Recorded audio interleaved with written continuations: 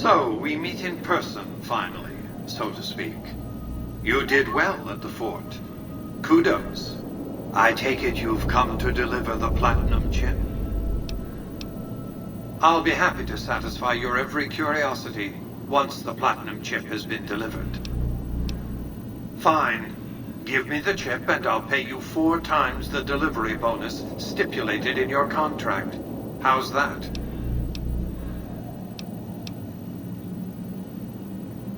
Very well. 5 times your delivery bonus. Not 1 cap more. How shall I put this? Delivery of the platinum chip is non-negotiable. I invite you to think carefully about what you do next. Standing alone before me, surrounded by my heavily armed Securitron guards. This is not a time for Q&A. Kindly hand over the chip. How shall I... By the time I was 30 years old, I was a billionaire 30 times over. I founded and ran a vast economic empire. Do you really think I'm going to let an upstart come into my home and ransom my property to me? I spent 2 centuries searching for the platinum chip. It's my invention, my property, mine! Now be a good courier and deliver it! Why, thank you so much. You played that very poorly, you realize? You're fortunate that I have a certain tolerance for greed. I expect my business partners to be self-interested, but smartly so. Some things are more easily shown than told. Take the elevator all the way down to the bottom level, and you'll see what I mean. Don't worry, you'll like what you see. We have much to accomplish, you and I.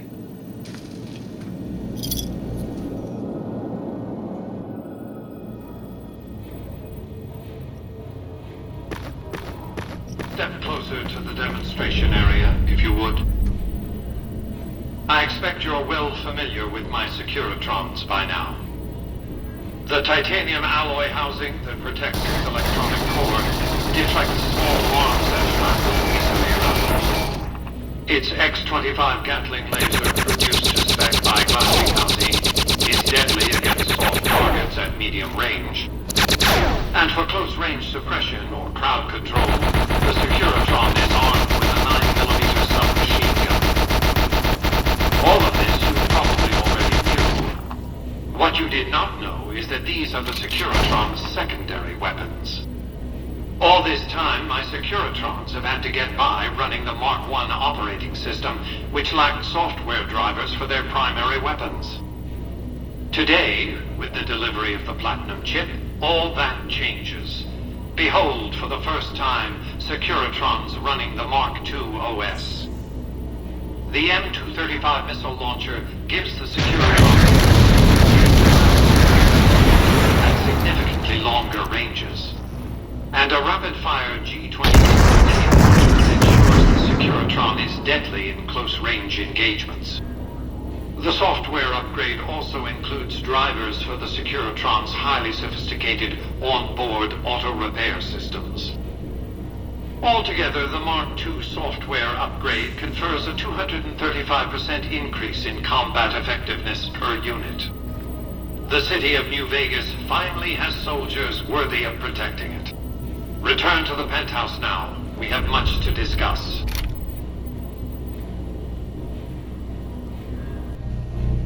Trips to the basement are rarely so educational, don't you think? I've since broadcast the upgrade to every Securitron in range of my transmitters, and I must say, it's causing quite a stir down on the Strip. I'm surprised you can still underestimate me after everything you've seen. I haven't shown my hand. I've shown one card. I've given my enemies a single provocative datum upon which to fixate. They have no idea what other cards I'm holding. It's a strong hand, believe me. I dealt it to myself. Why would I want to go to war against the NCR? They're my best customers.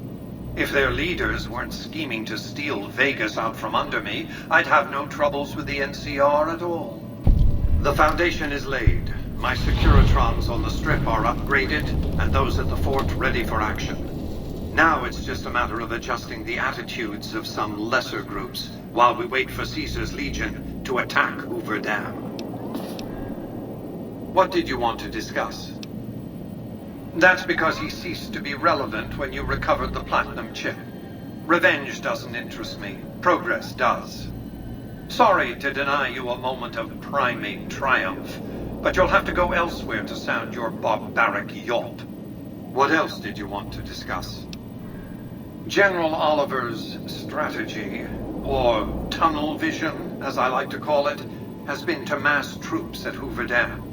He wants to outfight the Legion in a straightforward slugging match, and then, when they rout, pursue and destroy them in detail. A crushing, decisive victory of this sort would overshadow the tactical ingenuity of Chief Hanlon's defense 4 years ago, you see.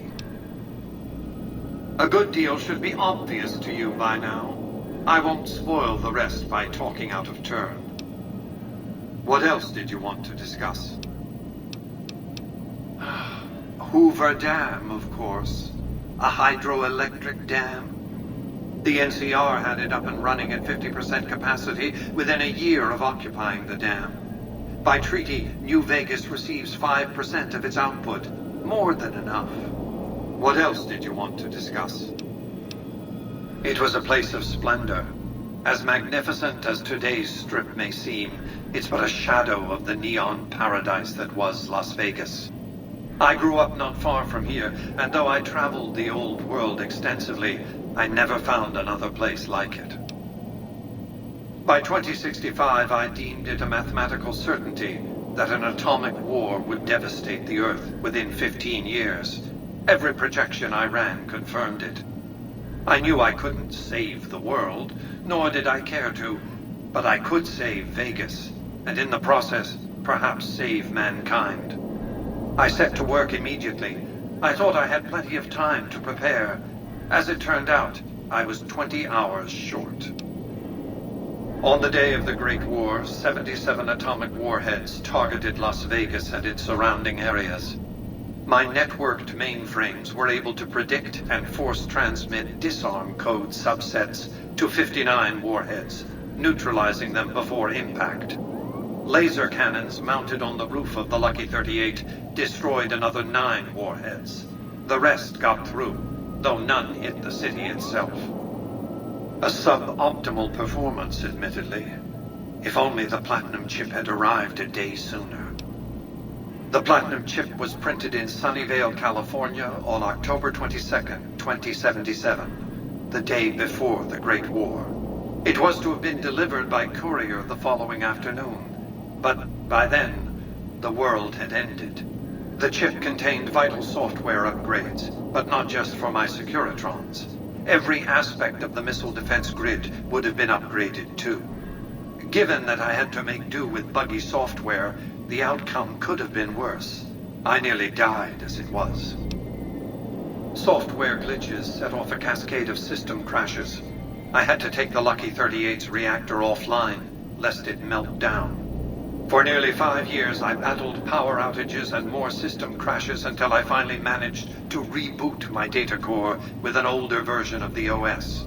I spent the next few decades in a veritable coma, but I survived, obviously, and eventually thrived. What else did you want to discuss? I've resurrected Vegas, spirit intact. What I need now is the ability to enforce my rightful claim. Not just against Caesar's Legion, by the way. In fact, the NCR is a more present and insidious threat. To enforce, one must have force, a position of strength. Years ago, when I detected NCR scouts roaming the Mojave, I could tell from their uniforms that these were no mere tribesmen. I knew it was only a matter of time before an army appeared to take control of the dam. And I knew my Securitrons wouldn't be enough to oppose them. And so I recruited the 3 families. Vegas belongs to me because I mustered enough strength to bring the NCR to the bargaining table. Indeed it was, and still is, but not without taking significant casualties. Would Kimball and Oliver have traded the lives of hundreds of soldiers for absolute control of Hoover Dam? Oh, yes. They weren't afraid of me. They were afraid of Caesar, that attacking me would leave them vulnerable to a Legion offensive. And so they negotiated, not out of the kindness of their hearts, as they try to make it seem, because the calculus of power left no other choice. NCR forces were permitted to occupy Hoover Dam and establish a military base at McCarran Airport. Well, it used to be one. They recognized my sovereignty over the Vegas Strip and agreed to supply electricity and water once their engineers repaired the dam. Written into the treaty were provisions that the NCR do nothing to prevent its soldiers and civilians from visiting the Strip. That's how I harnessed the NCR to my endeavor. Their occupation has been the engine of my growing economy. The salient issue is that they will go to war with me if given the chance. There's just one reason why the NCR hasn't contrived some outrage to justify invading the Strip. Caesar's Legion. The final battle between those 2 armies is fast approaching. I can't afford to let either side win on their terms. What else did you want to discuss? New Vegas is more than a city. It's the remedy to mankind's derailment. The city's economy is a blast furnace in which can be forged the steel of a new rail line running straight to a new horizon. What is the NCR? A society of people desperate to experience comfort, ease, luxury. A society of customers. With all that money pouring in, give me 20 years and I'll reignite the high technology development sectors. 50 years and I'll have people in orbit. 100 years and my colony ships will be heading for the stars to search for planets unpolluted by the wrath and folly of a bygone generation. I prefer the term autocrat. I would rule as a chief executive. I would not answer to a board of directors or any other entity. Nothing to impede progress. If you want to see the fate of democracies, look out the windows. My judgment. I have no interest in abusing others, just as I have no interest in legislating or otherwise dictating what people do in their private time. Nor have I any interest in being worshipped as some kind of machine god messiah. I am impervious to such corrupting ambitions. But autocracy? Firm control in the hands of a technological and economic visionary? Yes, that Vegas shall have. What else did you want to discuss? Goodbye.